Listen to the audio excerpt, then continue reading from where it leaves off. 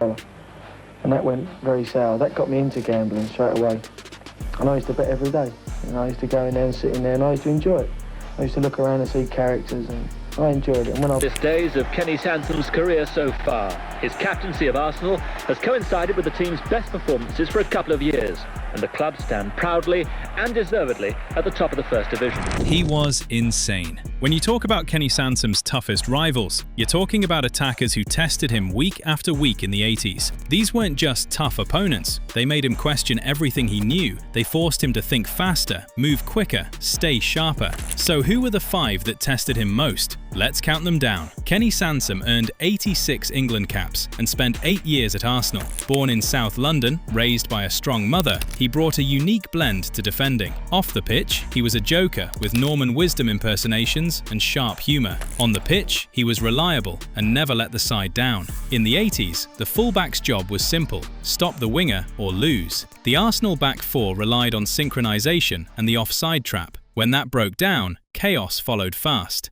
Sansom faced elite attackers nearly every week. Please give this video some hype right now, because these 5 rivals would test him in 5 completely different ways. Number 5 is Steve Coppell. Coppell was the traditional winger who represented pure endurance. He would run at you for 90 minutes straight, constantly seeking space to send a cross toward Joe Jordan or Frank Stapleton. There were no tricks with Coppell, no jokes, no entertainment at all. You faced a serious, grueling job that demanded total focus from start to finish. Sansom and Coppell were teammates for England, which made things harder, not easier. They knew each other's games intimately from training. Coppell knew exactly how to test Sansom's positioning. His game was built entirely on efficiency. He ran constantly, always hunting for space to cross or create chances. In Arsenal versus Manchester United matches, particularly in 1980 when Arsenal won 2-1, Sansom learned something. Sometimes the toughest opponent is the honest one, who simply outworks you completely. It was a test of character and concentration for the full 90 minutes. Number 4 is Chris Waddle. If Coppell represented the honest professional, Waddle was the showman's showman. He had the mullet haircut of the 80s, the flair, the deceptive dribbling style, and the ability to look completely uninterested before exploding into stepovers and body feints. Waddle played for Tottenham, which meant Sansom faced him in the North London derby, where emotions ran high and local pride was everything. What made Waddle so difficult was his unpredictability. You could not show him onto a weaker foot because he was proficient with both. He could go outside to the touchline or inside to shoot with equal skill. That technical versatility meant that defending against him one-on-one was a complete test of reading body language and recovery pace. Sansom, himself a showman who loved the entertainment side of football, appreciated Waddle's desire to entertain the crowd. The two had mutual respect, rooted in their shared understanding that football was entertainment. Waddle could switch from looking bored to delivering devastating play instantly, making him a nightmare to mark. Sansom called it the drop of the shoulder, a subtle movement that fooled everyone. He had to rely on discipline, reading Waddle's body language before he moved, and the pace to recover if beaten. Number 3 is Gordon Strachan. Strachan was tiny by physical standards, but his football brain was enormous. Sansom called him a firecracker,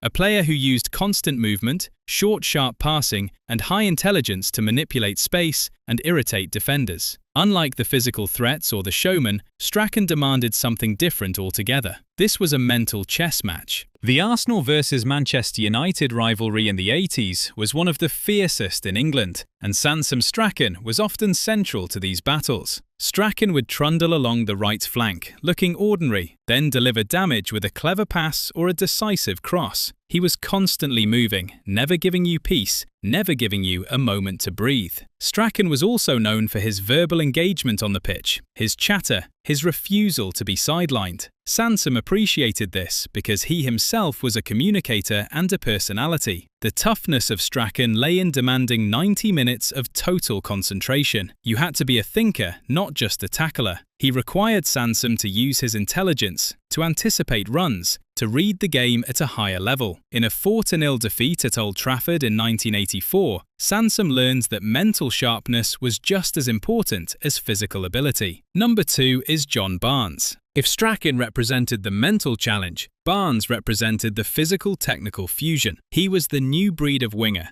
possessing traditional pace and crossing ability, combined with the physique of a power athlete and the finishing of a striker. In November 1982, an 18-year-old Barnes scored a hat-trick in a 4-2 Watford victory at Highbury. That performance dismantled Arsenal's defence and showed Barnes' ability to exploit space behind the fullback. He would cut inside onto his stronger foot, a precursor to the inverted winger tactic. Sansom had to adjust his positioning completely to account for this threat. Later, a 1987 FA Cup sixth-round match saw Watford win 3-1 with goals from Barnes, again showcasing the difficulty Sansom faced. What made Barnes special was that he required perfect physical and tactical performance every single time. You could not have an off day. You had to match his strength, read his intentions, and recover if beaten. Sansom and Barnes were teammates for England, and in the 1986 World Cup, when Barnes came on against Argentina as a substitute, Sansom witnessed his rival's talent from the same side. That moment solidified their mutual respect. Barnes was the ultimate domestic benchmark, the player who forced Sansom to be absolutely flawless. Number 1 is Diego Maradona. Everything else was preparation for this. On June 22, 1986, at the Estadio Azteca, Kenny Sansom faced a footballer from another dimension entirely. Maradona was head and shoulders above anyone else in the world ever.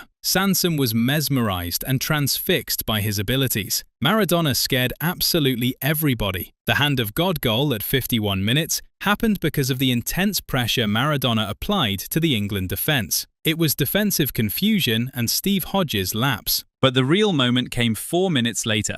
Maradona picked up the ball past the halfway line and ran at England's defence. He beat one defender, then another, then another. 5 defenders were bypassed in his run. Sansom felt like a spectator in his own match, watching genius unfold. It was black magic. Maradona rolled his foot over the ball and broke away from closing defenders with technical feats nearly impossible to legislate for. The psychological burden of marking Maradona was knowing that no matter how well you played, he possessed the cosmic ability to decide a game in a 5-minute burst. The fear wasn't of physical harm, it was professional embarrassment. Even decades later, that goal is discussed with wonder. Sansom said it himself, "We were moving like glaciers compared to him." These 5 rivals reveal something profound about toughness. It is not simply strength, it is the ability to disrupt a defender's cognitive and tactical equilibrium. Maradona transcended the game itself. Barnes brought power and goal scoring. Strachan brought mental agitation and constant movement. Waddle brought aesthetic unpredictability. Koppel brought professional discipline and honest work rate that never stops. 4 different challenge types, 5 rivals, all pushing Sansom to reach higher levels of performance.